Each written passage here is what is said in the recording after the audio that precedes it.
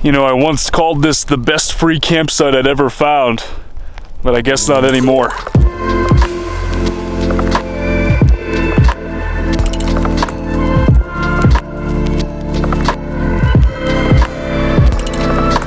Some of you guys might remember 2 years ago I came here and I camped out. I was here in August and the end of the summer, and I mean, it was absolutely beautiful. Saw one of the most beautiful sunsets that I've ever seen in my life, and I'm not gonna lie, to this day, it still is a perfect campsite. There is really nothing wrong with this place. It's super secluded, there's really not anybody around, you know, a couple of people here and there, but it's been really quiet. It also has this beautiful little lake right here, although it was bigger when I was here in August. I guess maybe because the snow hasn't melted all the way, so it's a little bit smaller this time of year, but I'm sure that later on, I'm pretty sure I would have been like chest deep in water where I'm standing right now. But you have this beautiful lake and then these amazing sunsets, like I said, surrounded by mountains and all these trees right in the middle of the Tahoe National Forest. There's also a really good cell signal as well, which is always something that I'm happy to find when I'm trying to camp somewhere.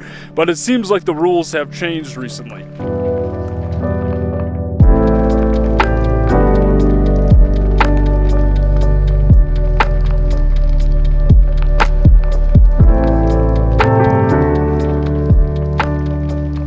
Actually came here more or less specifically to shoot the tour video of the Envy, which you guys have already seen. That was last week's video, but I guess I was kind of just thinking of beautiful places that I could do that within the Bay Area, kind of. It's only about 3 hours outside of San Francisco, where I've sort of been based out of the last couple of weeks with this project that I've been working on, and I don't know, I thought this place was a perfect candidate for that, and I kind of wanted to come up here and shoot that video, and then also be able to hang out for a few days and get away from the city and just kind of get away from the hustle and bustle and be able to just relax and not really be bothered by anybody. But unfortunately, I don't think that's the case anymore. Like I said, things have definitely changed. As I was driving in, I noticed a couple of different signs that specifically said day use only, and I really haven't seen a soul around here, and I think there's probably a reason for that. I'm really not sure exactly what that reason is. I have seen a couple of people come in. Last night, yesterday evening, a dad with his 2 kids came out here and they were hanging out by the water. I think they were fishing or something like that, and I don't know how many fish are floating around in that little tiny lake, but they were out here doing that. So like, people do definitely use it for recreational purposes. I don't think that it's like a crazy thing where there's like a nuclear wasteland out here or something like that, but you know, they just don't allow camping anymore. And last night I risked it and camped anyways. It was getting dark by the time I finished shooting that tour video, and the last thing that I wanted to do was try to navigate these dirt roads. They're a little bit sketchy, to say the least, and without very much clearance in the Envy, I did not want to get stuck. I had to risk it either way. It was like risking getting stuck in the dark somewhere or just risking trying to sleep here for one night, and I decided to take the latter option, and it worked out. It was fine. Once it got dark, though, nobody came down here, like not a single person, no park rangers or anything like that, so it worked out in the end. But that being said, I don't know how comfortable I am trying it again tonight. I've kind of blown my cover a little bit. I've got the Envy parked right next to the lake with the top popped and everything like that, so if a ranger is driving by doing a loop or whatever and they take note of me, they're gonna come back later to see if I'm still here, and if I am, more than likely I'm gonna have a problem. I don't know how many rangers there are out here. There might not even be a park ranger at all. I don't think I've ever seen one in the last 2 times that I've been here, 2 years ago and then obviously last night, but I don't know. I don't know if it's worth the risk. There's a lot of other campsites in the area, according to freecampsites.net, a lot of other places that I can check out, so I think I'm gonna go try to find one of those instead.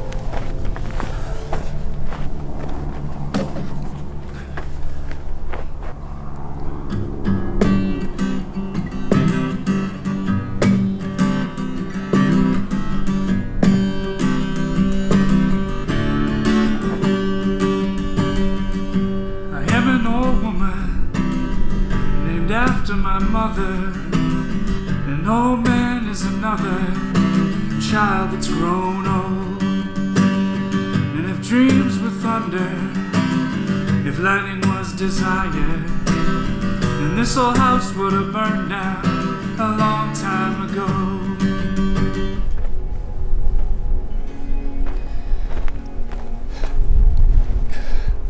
Literally, like, as soon as I started recording that, the wind picked up and became like 20 miles an hour. Just not good timing, wind. Not good timing.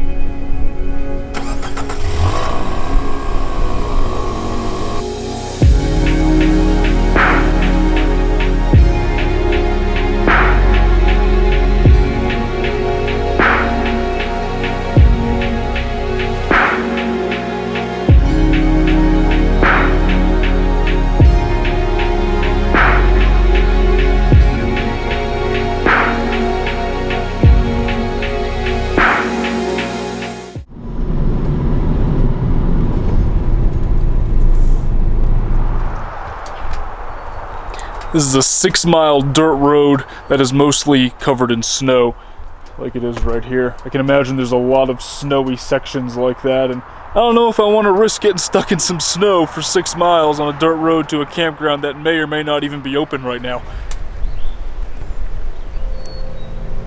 Yeah, I don't think this would be a good idea. I walked ahead a little bit to scout it out a little here, and there's a lot of snow. It's really, really wet, and it's a long way up there, guys. Even without snow, freecampsites.net warns against non-4-wheel drive vehicles using it, so it was probably stupid for me to even come here in the first place. The problem is, all of the campsites in this area have the same exact story. Tough roads to get in, and I can imagine that they're also all covered in snow like this as well. They're not maintained or anything like that, just like this one isn't here, so I don't really know what to do.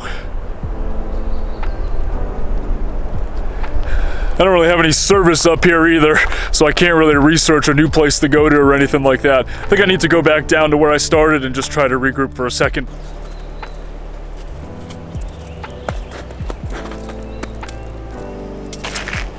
Had to make a snowball first. It's been a while since I've seen this much snow.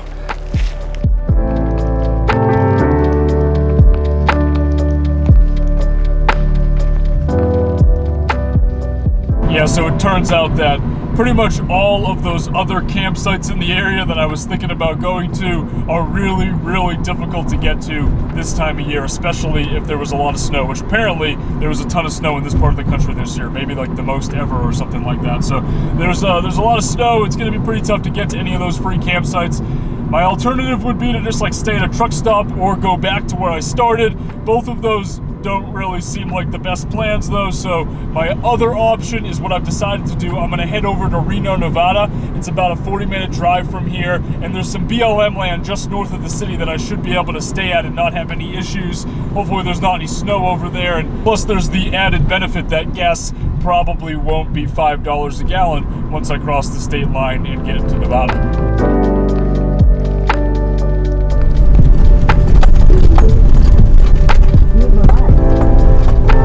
Made it out here. I gotta say, that drive on I-80 from the Lake Tahoe area over to Reno, Nevada, I mean, it is absolutely gorgeous. Maybe one of the most beautiful sections of interstate in the whole country. Really was pretty nice, and getting out here wasn't so bad. It's a little bit of a dirt road. I am still getting used to taking the Envy off-roading here. It's definitely a little bit different than driving the Element. The Element had a little bit more ground clearance. It also had all-wheel drive.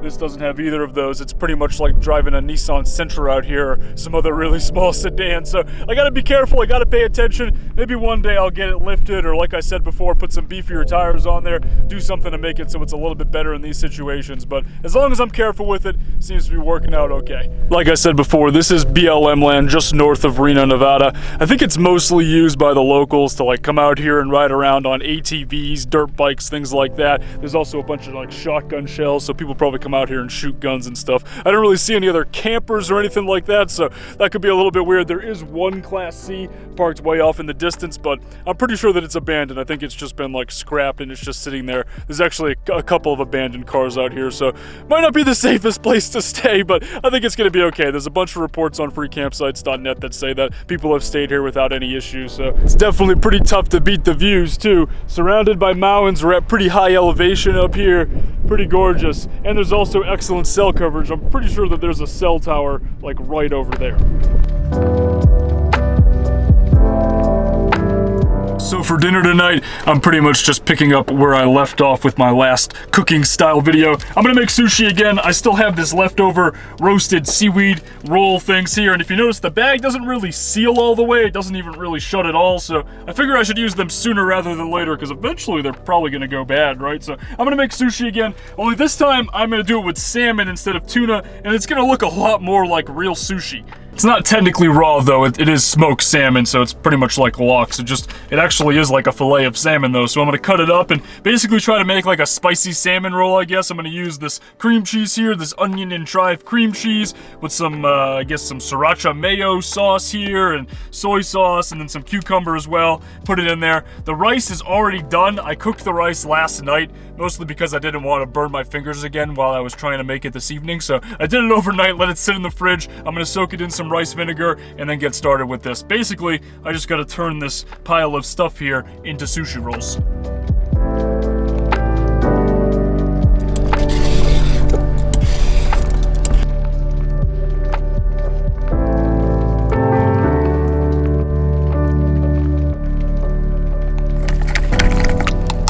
think sushi take 2 is definitely a success here. I ended up doing salmon, like I said before, so it's a spicy salmon roll. It has cucumber, spicy mayo, a little bit of wasabi in there, along with the smoked salmon as well. And then I had a little bit of salmon left over, so I decided to just make little nigiri things. They're not perfect or anything like that, but they look kind of cool, and I'm just really excited to eat them.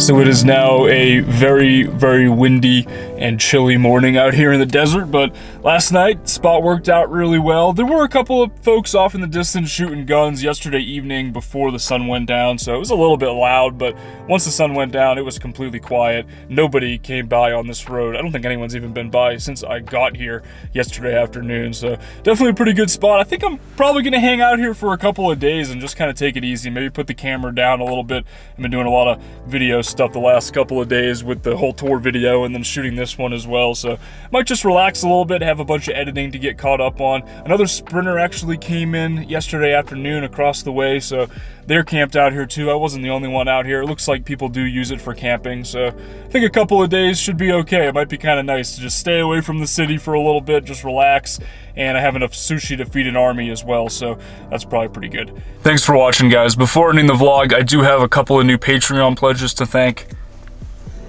Nicola, Bob, and Richard Norris. Thank you guys so much for joining the Patreon team. I can't thank you all enough for your support of the channel. I'll talk to you all in the next video.